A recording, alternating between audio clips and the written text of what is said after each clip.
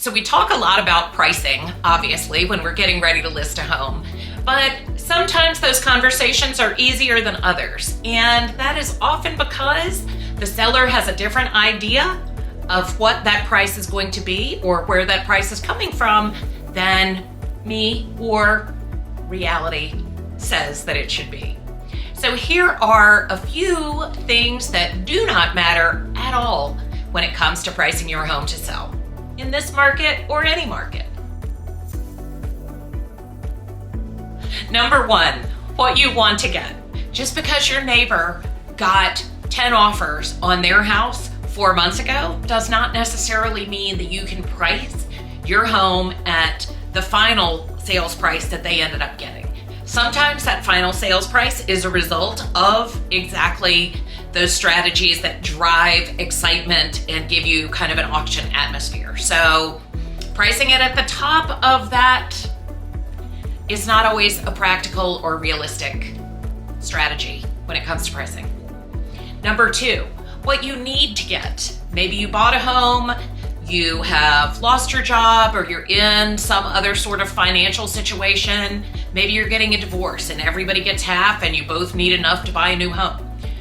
I understand it, and it's a tough situation to be in, but just because you need or want a certain amount of money does not mean that's what the market is going to give you.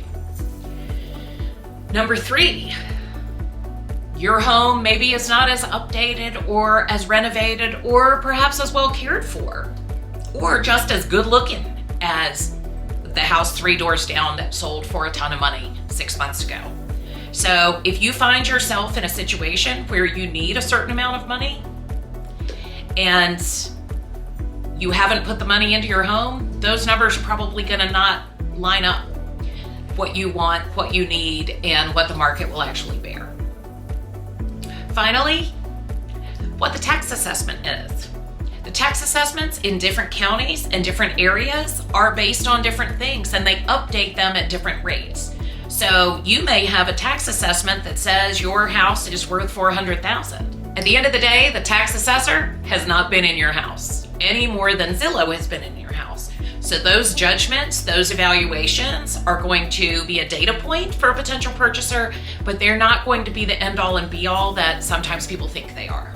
So sometimes the appropriate market price is going to be more than the assessment. Sometimes the appropriate market price is going to be less than the assessment.